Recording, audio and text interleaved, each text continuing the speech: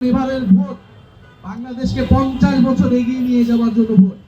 কেবল একটা শুধুমাত্র সরকার গঠনের জন্য এই ভোট না, গণ অভ্যুত্থানের পরের ভোট, প্রত্যেকটা গণ অভ্যুত্থানের পরের ভোট কিন্তু বাংলাদেশকে এগিয়ে নিয়ে গেছে। আসলে কি বার্তা দিতে চাই এটা আমাদের কাছে স্পষ্ট না। আমরা বলেছিলাম দেশের কথা বলার অধিকার লাগবে, জবাবদিহিতামূলক একটা ব্যবস্থা লাগবে, গণতন্ত্র প্রতিষ্ঠা করা লাগবে এবং আমাদের অর্থনীতিকে সচল করা লাগবে।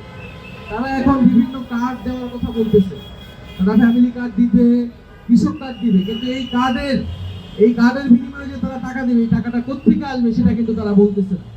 অর্থাৎ তারা শুধু খরচ কোথায় করবে সেটা বলতেছে, কিভাবে ইনকামটা হবে, কিভাবে এই আয়টা হবে সেটা কিন্তু তারা বলতেছে না। ফলে দেখা যাবে এই কার্ড দিতে গিয়ে তারা আবার ভ্যাট বাড়াইতে হবে তাদেরকে এবং দেশের জনগণের উপর আবার চাপ পড়বে। অথবা এই কার্ড শুধুমাত্র দলীয় লোকেরাই পাবে, সাধারণ মানুষ পাবে না। রাষ্ট্রের টাকা আবার দলীয়করণ হবে, আবার দুর্নীতি হবে, আবার স্বজনপ্রীতি হবে।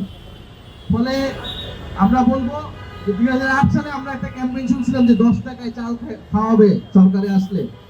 এই 10 টাকায় চাল খাওয়ানোর কথা বলে এসে এই দেশটা ছাড়কার করে দিয়ে গেছে সেই সরকার। আমরা মনে করি জনগণ এবার সচেতন। মানুষ 16 বছর ধরে ভোট দিতে পারে নাই, ফলে মানুষের ভোট এবার কিনা যাবে না এবং সস্তা কোনো প্রচারণা করেও মানুষকে নিজের দিকে অ্যাট্রাক্ট করা যাবে না। মানুষ খুব সচেতন ভাবে এবার ভোট দিবে। আমাদের আহ্বান থাকবে তরুণ সমাজ, সাধারণ মানুষ, গণ অভ্যুত্থানে যারা অংশগ্রহণ করেছেন, আপনারা সচেতন ভাবে ভোট দিবেন। কারণ এবারের ভোট বাংলাদেশকে 50 বছর এগিয়ে নিয়ে যাওয়ার জন্য ভোট। কেবল একটা শুধুমাত্র সরকার গঠনের জন্য এই ভোট না, গণ অভ্যুত্থানের পরের ভোট, প্রত্যেকটা গণ অভ্যুত্থানের পরের ভোট কিন্তু বাংলাদেশকে এগিয়ে নিয়ে গেছে।